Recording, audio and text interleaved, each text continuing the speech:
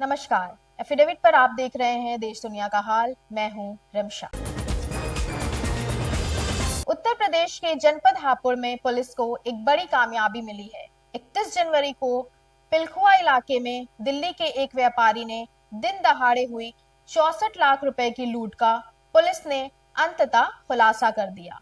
मुठभेड़ के दौरान पुलिस ने शातिर रईस गैंग के सरगना समेत 5 लुटेरों को धर दबोचा है। हापुड़ पुलिस और स्वाट टीम की ये कार्रवाई सिखेड़ा बम्बा के पास हुई। पुलिस के मुताबिक बदमाशों ने इस बड़ी वारदात को अंजाम देने के लिए 3 महीनों तक रेकी की थी। बदमाशों ने पूरी योजना के साथ चावल व्यापारी को निशाना बनाया था। 30 जनवरी को एक पिलखुआ में लूट की घटना कारित हुई थी, जिसमें एक व्यापारी से 64 लाख की लूट बदमाशों ने की थी। इस घटना का आज हापुड़ की पुलिस ने और स्वाट टीम ने मिलकर के इसका जो है खुलासा किया है, जिसमें 5 व्यक्तियों की गिरफ्तारी हुई है। रईस पुत्र अनीस, दानिश पुत्र मकसूद, जुनैद पुत्र शाहिद, सरफराज पुत्र अतीक और रौनक अली पुत्र असफाक। इनके पास से टोटल 44,37,000 रुपए नकदी बरामद हुए हैं और 2,94,000 का मोबाइल फ़ोन इन्होंने जो लूट के पैसे से खरीदा था, वो मोबाइल फ़ोन बरामद हुए हैं। इस तरह से कुल 47,31,000 रुपए पुलिस टीम ने बरामद किए हैं। साथ ही साथ घटना में प्रयुक्त एक बुलेट मोटरसाइकिल और एक स्कूटी जिसपे बदमाश आए थे, बुलेट मोटरसाइकिल जिससे उन्होंने रैकी की थी, और एक स्प्लेंडर मोटरसाइकिल थी। ये 3 मोटरसाइकिलें पुलिस ने रिकवर किया है। साथ ही साथ एक तमंचा, 2 जिंदा कारतूस और एक खोखा कारतूस भी पुलिस ने बरामद किया है। गोरखपुर में यूपी बोर्ड की हाई स्कूल और इंटरमीडिएट परीक्षाएं बुधवार से जिले में शुरू हो रही हैं। परीक्षा को शांतिपूर्ण और निष्पक्ष ढंग से संपन्न करने के लिए प्रशासन ने व्यापक तैयारियां की हैं। सुरक्षा और व्यवस्था को लेकर प्रशासन की ओर से 17 जोन मजिस्ट्रेट और 32 सेक्टर मजिस्ट्रेट की नियुक्ति की गई है। परीक्षा में पूरी पारदर्शिता बरतने के लिए जनपद में स्थित परीक्षा केंद्रों को 32 सेक्टर और 17 जोन में बांटा गया है। डीआईएस ने बताया कि जिले में 1,31,000 से अधिक विद्यार्थी परीक्षा देंगे। परीक्षा में हमारे जो 3 तरह की तैयारियां होती हैं, एक स्टाफ की, एक प्रश्न पत्र कापियों की और विद्यालय लेवल पे तैयारी। तो हमारी विद्यालय लेवल की जो तैयारियां हैं वो पूर्ण हो गई हैं। स्टाफ की सारी नियुक्तियां हो चुकी हैं, चाहे स्टेटिंग मजिस्ट्रेट हों, केंद्र व्यवस्थापक हों, बाह्य केंद्र व्यवस्थापक हों, कक्ष निरीक्षक हैं। इसके अलावा जो कापियाँ वगैरह था उनका वितरण हो गया चुका है और आज से प्रश्न पत्रों का भी वितरण शुरू हो गया है। तो समस्त विद्यालयों को सूचित कर दिया गया कंट्रोल रूम के माध्यम से कि वहाँ पे स्टेटिंग मजिस्ट्रेट, केंद्र व्यवस्थापक और बाह्य केंद्र व्यवस्थापक रहें, ताकि यहाँ पे जो अधिकारी लेकर के जा रहे हैं पुलिस अभिरक्षा में, उनको प्राप्त करके सुरक्षित जो बोर्ड के निर्देश हैं माध्यमिक शिक्षा परिषद के, उनके निर्देशानुसार अलमारियों में उसको करके लाभ कर सकें। सर, कंट्रोल रूम में क्या क्या व्यवस्था है सर? कितने सीसीटीवी कैमरे लगाए, कितने? हमारे 198 परीक्षा केंद्र हैं और 198 परीक्षा केंद्रों के सापेक्ष हमारे 20 कंप्यूटर लगे हुए हैं। किसी भी समारोह, कार्यक्रम व शुभ अवसरों पर लोग अक्सर फोन निमंत्रण कार्ड देकर लोगों को कार्यक्रम में आने के लिए आमंत्रित करते हैं, लेकिन गोरखपुर में शिवम सिंह के द्वारा आज प्रतिष्ठित गणमान्य व अधिकारियों के बीच शिव भक्त रोबोट के द्वारा हाईटेक व अनोखे तरीके से लोगों के बीच रोबोट से आमंत्रित किया जा रहा है। बाकायदा शिवम सिंह शिव भक्त रोबोट के द्वारा आमंत्रण पत्र के साथ जिले के अधिकारियों के ऑफिस में पहुंच रहे हैं। ऑफिस में प्रवेश करते ही रोबोट अधिकारियों के बीच पहुंचकर ससम्मान के साथ नमस्कार कर लोगों का अभिवादन कर रहा है। प्रोग्राम हो रहा है बाबा गंभीरनाथ प्रेक्षागृह में, जिसका इनविटेशन रोबोट के जरिए आपको दिया गया। सर, कैसा लग रहा है? ये एक बहुत ही नई चीज़ है और तकनीक का ज़माना है, तो इन कार्यों में भी अब तकनीक का इस्तेमाल हो रहा है, तो काफ़ी इंटरेस्टिंग लगा।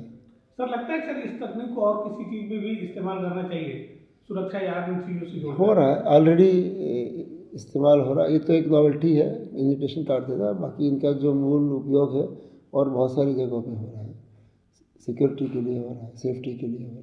पूर्वांचल की सबसे बड़ी थोक महवा मंडी में आलू प्याज मंडी कमेटी 26-27 का मतदान कमेटी सदस्यों की देखरेख में सकुशल संपन्न हुआ। नई कमेटी में लगभग 45 रजिस्टर्ड फर्म की मौजूद सदस्यों में इस मतदान में हिस्सा लिया।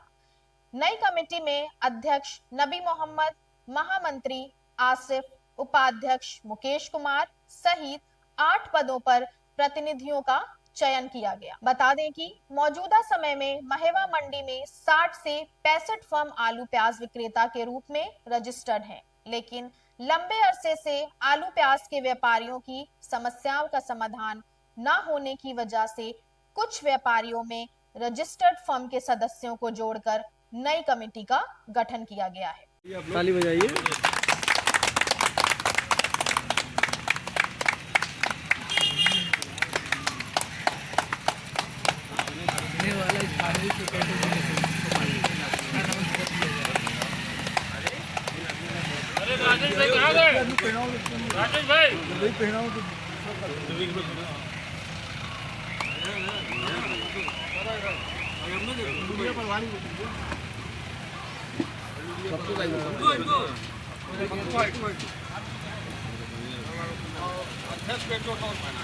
मैं इस मंडी का अध्यक्ष निर्विरोध चुना गया हूँ।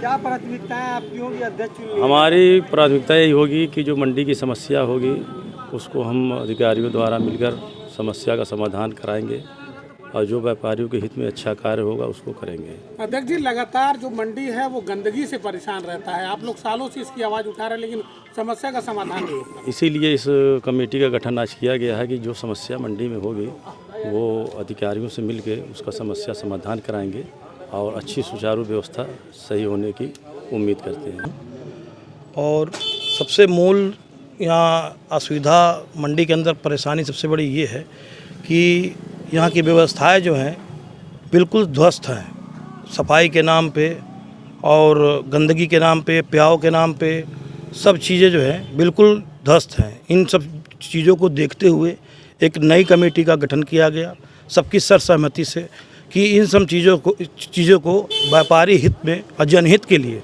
इन सब समस्याओं को ख़त्म किया जाए, क्योंकि व्यापारी एकता सबसे बड़ा वर्ग होता है और सबसे बड़ी ताकत होती है। और जब व्यापारी जागरूक नहीं रहेगा तो हमारी समस्या सुनने के लिए कोई अधिकारी नहीं सुनता है।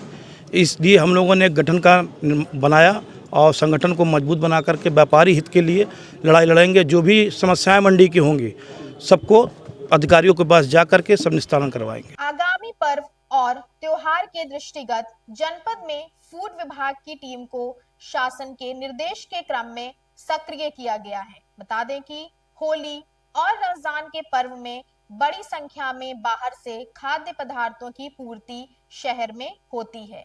ऐसे में मुनाफाखोर ज्यादा पैसे की लालच में खाद्य पदार्थों में तमाम तरीके के मिलावट कर आम लोगों की जान के साथ खिलवाड़ करते हैं, जिसे रोकने के लिए फूड विभाग की टीम तमाम दुकानों और खाद्य पदार्थों को लेकर सक्रिय दिख रही है।